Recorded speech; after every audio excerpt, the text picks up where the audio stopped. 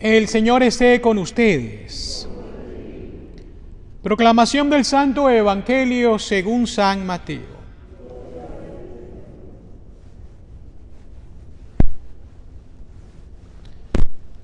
En aquel tiempo, Jesús dijo a los sumos sacerdotes y a los ancianos del pueblo esta parábola. Había una vez un propietario que plantó un viñedo, lo rodeó con una cerca, cavó un lagar en él, construyó una torre para el vigilante y luego lo alquiló a unos viñadores y se fue de viaje. Llegado el tiempo de la vendimia, envió a sus criados para pedir su parte de los frutos a los viñadores. Pero estos se apoderaron de los criados, golpearon a uno, mataron a otro y a otro más lo apedrearon. Envió de nuevo a otros criados en mayor número que los primeros y los trataron del mismo modo.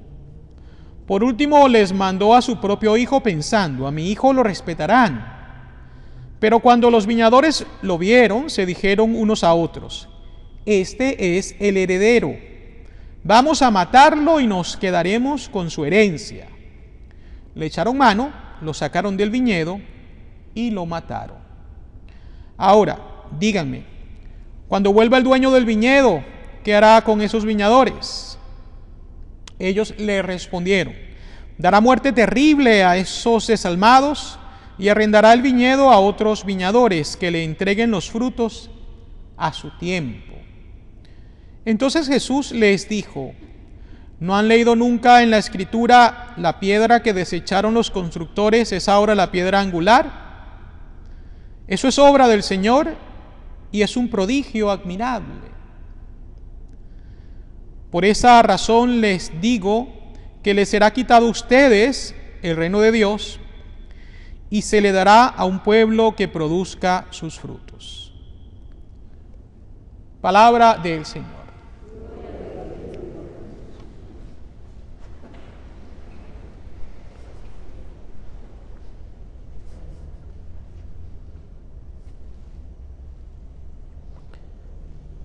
Durante su ministerio público y su predicación, Jesús utilizaba muchas imágenes, ejemplos, para poder hacer digerible su mensaje, para que las personas lo entendieran con facilidad. Y por eso entonces utilizaba las parábolas, que eran relatos, cuentos, que contenían en sí pues un mensaje de gran importancia. Jesús también se autodenomina como el buen pastor que da la vida por las ovejas y nosotros somos su rebaño. Además de esto, utiliza el ejemplo de la viña, de la cual nosotros somos la vid.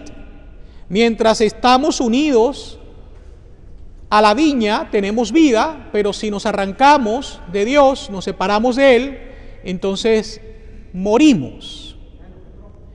Esto porque precisamente estas imágenes del buen pastor y de la viña eran muy comunes en su tiempo. Muchas personas se dedicaban a la agricultura y al pastoreo. Hoy las lecturas, de manera especial la primera y el Evangelio, nos hacen pues meditar sobre el tema de la viña y de los frutos que ésta debe producir para la gloria de Dios. Tengamos en cuenta que Jesús se está dirigiendo a los sumos sacerdotes y a los ancianos del pueblo. Es decir, personas que gozaban de autoridad y de cierto respeto durante el tiempo de Jesús. Pero muchos de ellos, no todos, lo rechazaban porque no creían que Él fuera el Mesías prometido. Por eso Jesús tenía siempre un discurso hacia ellos bastante fuerte, donde no buscaba insultarlos, sino amonestarlos para generar en ellos conversión.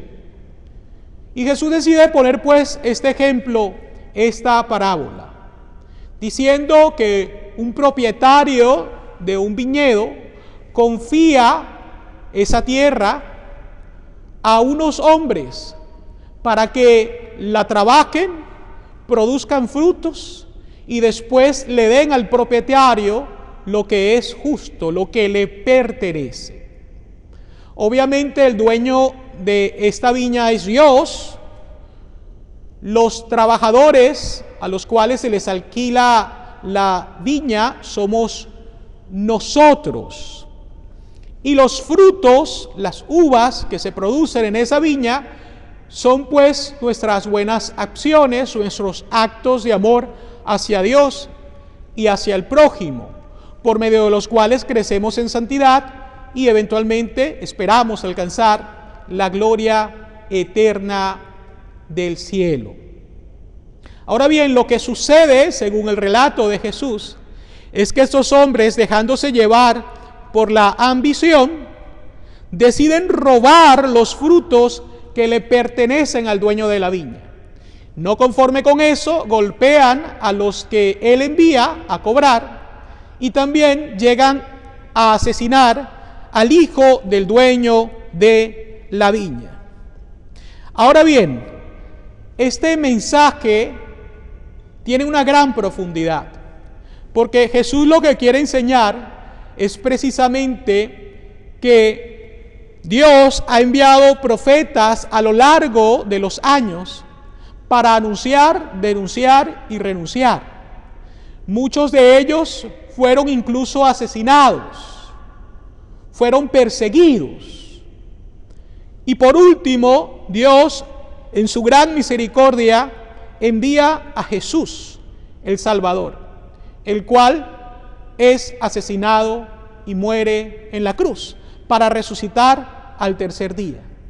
Entonces, esta parábola es muy vigente en el momento en el cual Jesús la comparte, porque les está haciendo ver a estos sumos sacerdotes y ancianos que ellos han sido cómplices del pecado de sus antepasados al asesinar a los profetas, pero no solo eso, sino estar deseando la muerte del mismo Jesús, que eventualmente se llevará a cabo. Ahora bien, Jesús dirá: ¿qué creen ustedes que hace el dueño de la viña a su regreso? Y es allí cuando los sumos sacerdotes y escribas, ancianos, dirán: les dará muerte a esos malvados y alquilará la viña a otras personas que sí sean responsables y le den los frutos a su tiempo. Fíjense ustedes esa condena tan radical por parte de esos hombres, siendo que Jesús se está refiriendo a ellos. Parece que no hay compasión en sus corazones y por eso son tan radicales en condenar, algo que nos puede pasar a nosotros con mucha frecuencia. Cuando juzgamos, en cierta manera, nos vemos tentados a condenar y no a compartir con los demás la misericordia y el perdón de Dios. De eso ninguno de nosotros está exento, porque en realidad la concupiscencia, es decir, esa inclinación natural al mal, nos lleva muchas veces a emitir juicios temerarios sin conocer todos los factores que intervienen para que una persona actúe de una u otra manera. Sin embargo, fíjense ustedes, ante esta condena tan radical de estos hombres, Jesús dice que la piedra que ha sido desechada se convierte en la piedra angular, es decir, Jesús como piedra en el cual se fundamenta la iglesia y que es delegado eventualmente a Pedro. Pero Jesús realmente no condena ni desea la muerte a estos hombres que le hacen el mal, sino que simplemente se limita a decir que cuando llegue el tiempo, entonces ellos perderán el privilegio si no se convierten y el Señor confiará su viña a otras personas que sí sean responsables. También podemos entender, queridos hermanos, que esos frutos, como decía hace un momento, que produce la viña, son nuestras buenas acciones. Dios nos ha creado para amar y hacer el bien. Y sería bueno que nosotros pensáramos cuál es el legado que nosotros vamos a dejar después de que Dios nos llame a su presencia. Yo siempre digo que no hay muerto malo. Basta que una persona muera para que todos digamos qué bueno era. Y tal vez es así. Tal vez esa persona hacía el bien. Pero Dios no se conforma con que nosotros seamos buenos. Dios quiere que nosotros seamos santos. Y esto requiere realmente mucho sacrificio de parte nuestra. Y obviamente depende también de la gran misericordia que Dios tenga con nosotros al compartir su gracia con cada uno de sus hijos. Por lo tanto, sería bueno que este domingo y que esta semana nos preguntemos cuáles son los frutos que estamos dando, no solamente para nuestro beneficio, sino el beneficio de los demás. Les voy a poner un ejemplo de algo que experimenté hace unos años atrás cuando me encontraba todavía en el estado de Nebraska. Allí se produce mucho maíz y obviamente mucho ganado, ¿no? Mucha carne viene de allí. Pero hubo un año en el cual hubo una gran sequía y todas esas cosechas prácticamente se perdieron. Obviamente los agricultores tienen seguros que le pagan cuando esto sucede. Sin embargo, yo hablaba con un parroquiano, agricultor, que me decía: padre, siento una gran tristeza porque cada año cuando yo me dispongo a sembrar, lo hago no solamente pensando en el beneficio económico que eso me va a traer, lo hago pensando en las personas que van a ser alimentadas por medio de ese trabajo y de ese esfuerzo. Entonces a mí el seguro me va a pagar, pero solo pensar que esto se perdió y que no va a generar un bien me hace sentir triste. Y yo creo, queridos hermanos, que en nuestra vida no podemos realmente estar pensando simplemente en el beneficio económico que yo recibo por algo que hago, sino la satisfacción de saber que lo que estoy haciendo está impactando positivamente la vida de los demás. La Madre Teresa de Calcuta, entre tantos otros santos, dejó huella en la vida de muchas personas. Y lo hizo precisamente porque vivió de una manera radical el llamado que Dios le hizo y dejó frutos que son evidentes hoy en muchas partes del mundo, incluso acá en Miami, ya que contamos con unas hermanas que pertenecen a esa congregación. Quisiera tocar una segunda idea el día de hoy, y es que hoy se celebra el Domingo de Respeto a la Vida. La vida, queridos hermanos, es un don de Dios. Dios da la vida, Dios quita la vida, para darnos una vida aún mejor. Ahora bien, por eso cada cristiano tiene que tener la firme convicción de que la vida tiene que ser respetada desde su concepción natural hasta la muerte natural. Nadie tiene el derecho de quitarle la vida a ningún ser humano.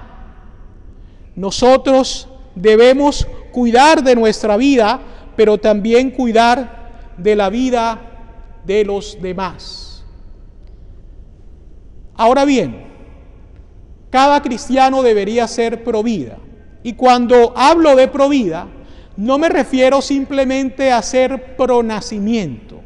Eso es muy importante, que los bebés no nacidos puedan nacer y tener una vida digna. Nosotros debemos, en realidad, ser apóstoles de la vida. En estos 17 años de sacerdocio me ha tocado conversar en algunas ocasiones con mujeres que han tenido o se han practicado un aborto, y algunas de ellas que han tenido también pérdidas involuntarias, espontáneas. Y en muchos de estos casos, para no decir todos de estos casos, estas mujeres experimentan un gran dolor, un gran sufrimiento, que no se borra tan fácilmente. Por eso han surgido en la Iglesia Católica ministerios como el Viñedo de Raquel, por ejemplo, que intentan ayudar a estas mujeres y hombres que han cometido el aborto de manera voluntaria o que han tenido incluso una pérdida involuntaria. El dolor que esto genera, queridos hermanos, es algo muy grande.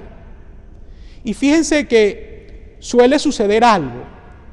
Cuando una persona se confiesa de un pecado y es absuelta de ese pecado, no se necesita seguir confesando ese pecado cada vez que la persona va a confesarse, porque Dios perdona y Dios olvida. Pero con mucha frecuencia, las personas que cometen el pecado del aborto siguen confesando a lo largo de los años ese pecado, siendo que ya ha sido absuelto. Pero ¿cuál es el problema?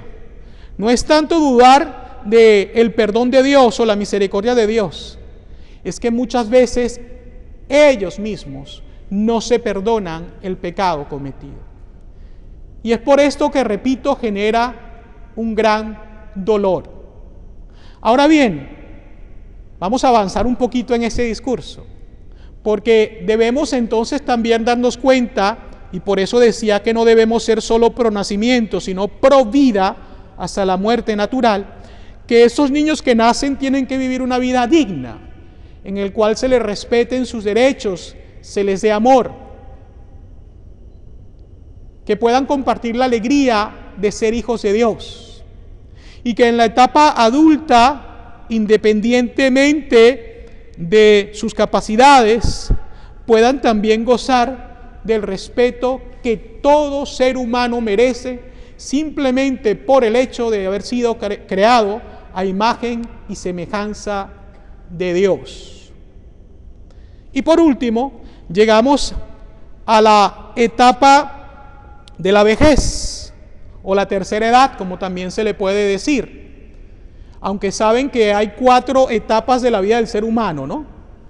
Niñez, adolescencia, adultez y qué bien te ves. A mí me han comenzado a decir eso después de que bajé tantas libras de peso. ¡Qué bien te ves! Ya no se dice más nada.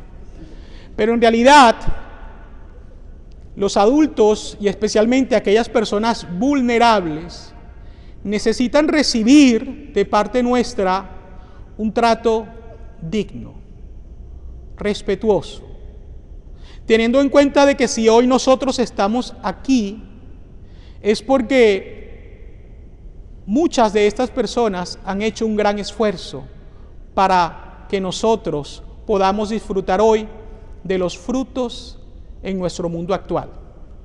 Eso me hace recordar el cuento de un niño que ve a su abuelo sembrando un árbol de frutas. Y el niño le dice al abuelo, ¿qué estás haciendo? Y el abuelo dice, estoy sembrando este árbol. Y le dice, abuelo, pero ya tú estás muy viejito. Cuando este árbol crezca y dé frutos, tú no los vas a poder comer, ya estarás muerto. Y el abuelo le dijo, sí, hijo, tienes razón, pero mira alrededor, todos esos árboles, alguien los sembró, y seguramente no comió de sus frutos, pero yo sí he podido comer de ellos. Durante mi reciente enfermedad, el último mes, lo pasé en el Centro de Rehabilitación de St. Catherine West, aquí en Hialeah. Y yo era uno de los más jóvenes allí. Casi todos los pacientes eran personas de la tercera edad. Y esto me hizo experimentar una gran sensibilidad por cada uno de ellos. Especialmente porque son personas que muchas veces sufren mucha soledad y que no debería suceder. Así que, queridos hermanos, que ese domingo de respeto a la vida nosotros seamos conscientes de que Dios nos llama a esto, a reconocer que la vida es un don de Dios y debemos ser defensores de ella a toda costa. No hay nada, en realidad, nada que sea suficiente motivo para que nosotros pensemos que una persona no merece vivir. Les quiero recomendar 3 películas que les pueden ayudar un poco a ampliar su conocimiento sobre este tema. Una de ellas se llama Unplanned y salió hace aproximadamente un año, año y medio. Lamentablemente estuvo muy poco tiempo en los cines, por obvias razones. Trata el tema del aborto y de las heridas que el aborto deja. Es una película que puede hacer tomar conciencia a muchas personas sobre ese tema. Y fíjense, sobre esto yo quiero decirles algo que es muy importante. No podemos ser indiferentes. Cuando yo antes escuchaba de cáncer, por ejemplo, de esta enfermedad tan fuerte, pero ninguno de mis familiares cercanos había experimentado el cáncer, en cierta manera yo sabía que esa enfermedad está allí y que algunos los padecen. Pero como no me afectaba directamente, no me preocupaba mucho, hasta que comenzaron a fallecer familiares muy cercanos a mí de esta enfermedad. Y esto me hizo sentir en primera persona el dolor que esta enfermedad genera. Entonces, cuando hablamos del aborto, repito, ustedes no pueden pensar en que, bueno, yo no lo he hecho, mis hijos no lo han hecho, pero tal vez entonces hay personas alrededor que lo están considerando porque se encuentran vulnerables y tal vez con su consejo, con su asesoría, estas personas pueden desistir de esa salida equivocada. Así que Unplanned es una película muy buena. Y luego hay 2 más que tratan el tema de la pena de muerte. Uno es una película ya de hace algunos años atrás, que se llama Dead Man Walking, con Susan Sarandon y algunos otros artistas. Es una película que de verdad tiene un mensaje bastante profundo. Y la tercera película, mucho más reciente, se llama Just Mercy, que vi recientemente, hace unos 5 o 6 meses atrás. Ambas, repito, tocan el tema de la pena de muerte. Porque detrás de esto hay familiares de estas personas que van a ser ejecutadas, que no tienen la culpa de los delitos que ellos han cometido.